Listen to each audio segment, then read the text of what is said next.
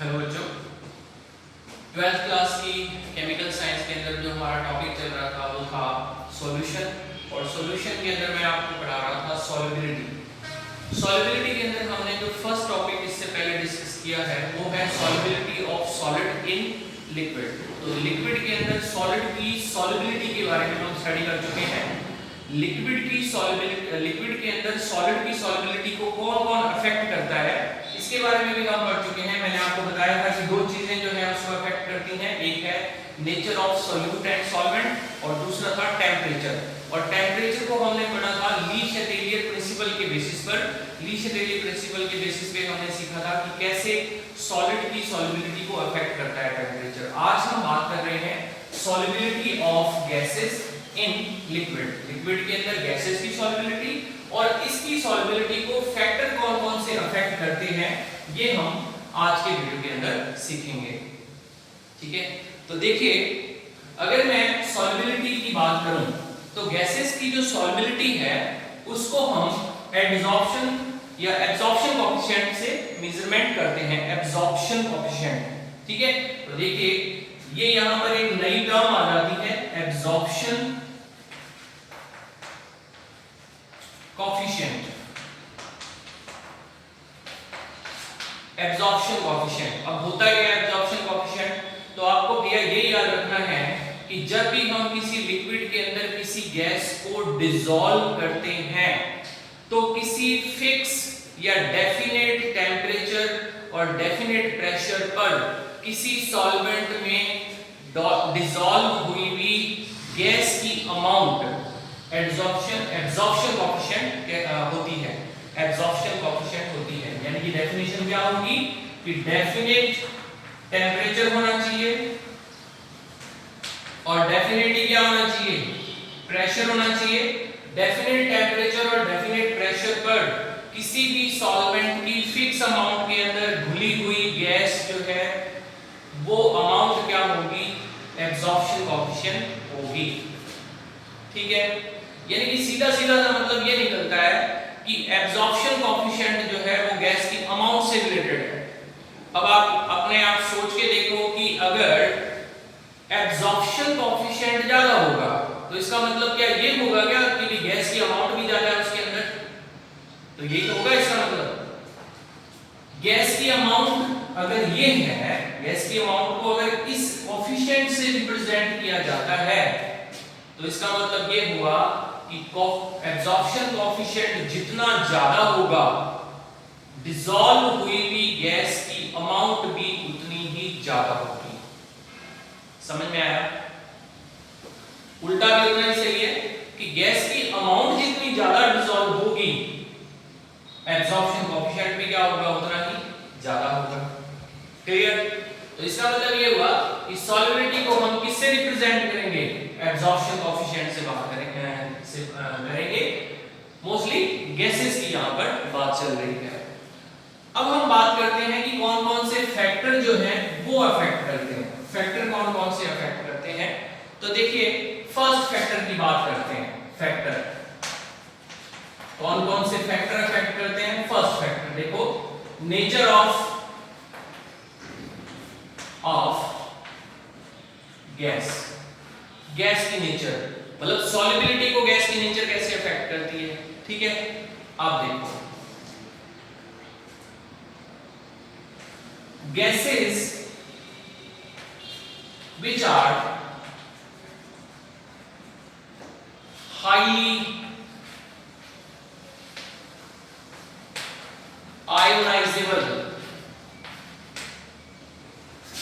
ionizable are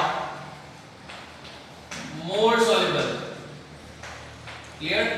यानी कि वो गैस जो जिसमें ज्यादा आयोनाइज होने की कैपेसिटी होती है वो किसी भी सॉल्वेंट के अंदर ज्यादा डिसॉल्व होती है, मोर सॉल्युबल होती है। क्लियर है? एग्जांपल आयोनाइज होने का क्या मतलब है? तो देखो HCl, तो HCl क्या है, गैस है। वाटर में डालो, वाटर में डाला कैसे आयोनाइज हो जाएगा, H पॉजिटिव और Cl नेगेटिव में। अमोनिया की बात करते हैं, अमोनिया वाटर में डालो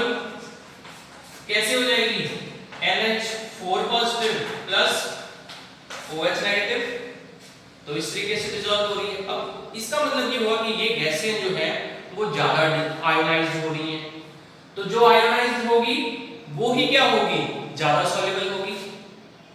क्लियर? अब एक चीज और याद रख लो, देखो हमने क्या सीखा कि भी आयोनाइजेबल ज्यादा होगी तो क्या होगी, सॉल्युबल भी ज्यादा होगी, मोर सॉल्युबल, मोर आयोनाइजेबल, मोर सॉल्युबल।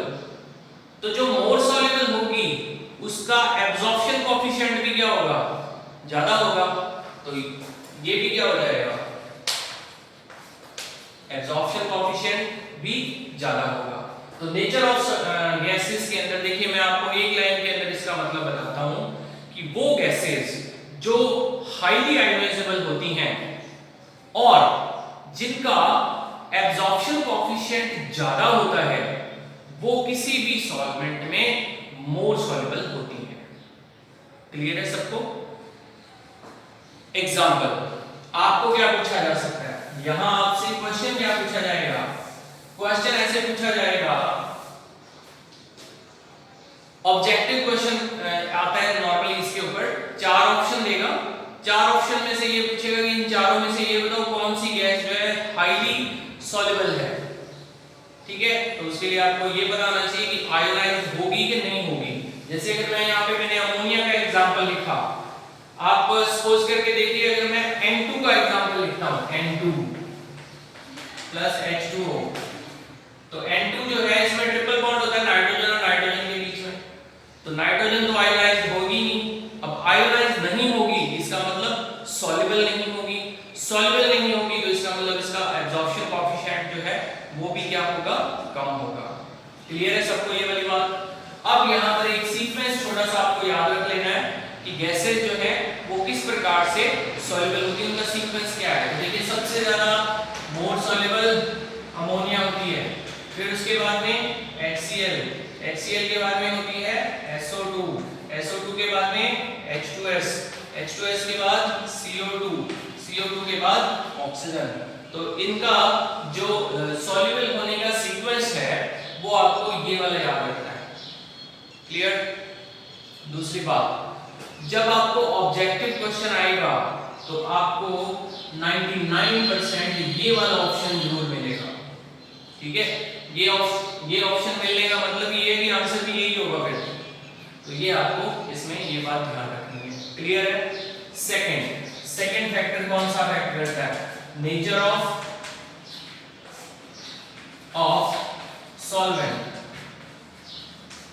तो नेचर ऑफ सॉल्वेंट कैसे अफेक्ट करता है, देखिए यहां पर अपन वो वाला कंसेप्ट लगाएंगे, like dissolve like.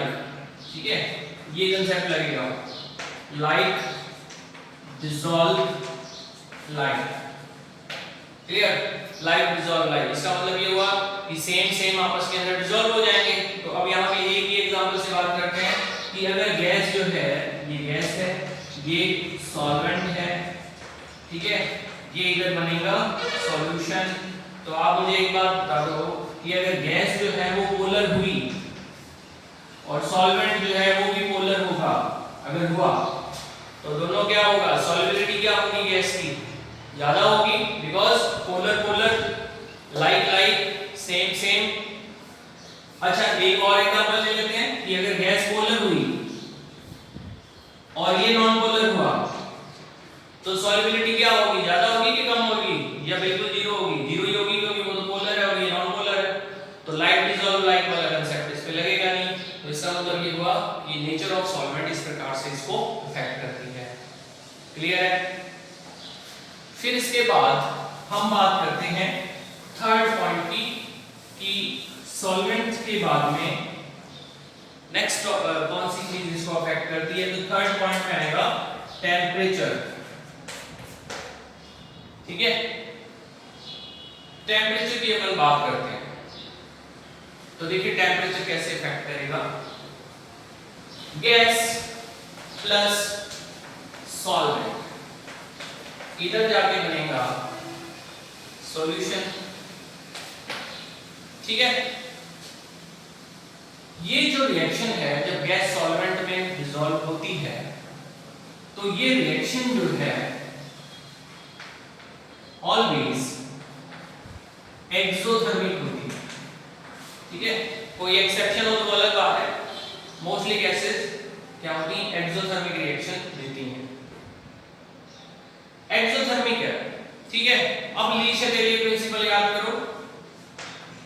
Exothermic reaction अगर हो रही है और हमको वो रिएक्शन फॉरवर्ड डायरेक्शन में लेकर जानी है, एक्सोथर्मिक, तो टेम्परेचर क्या करना पड़ेगा, इंक्रीज करना पड़ेगा या डिक्रीज करना पड़ेगा।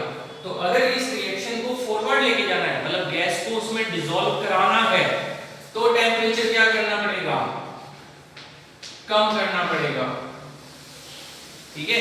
इसलिए कोल्ड ड्रिंक को क्या करते हैं, फ्रिज में रखते हैं, ठंडा रखते हैं, उसको टेम्परेचर कम रखते हैं ताकि CO2 क्या रहे, ज्यादा रहे। अब मुझे एक बात बताओ कि अगर इफ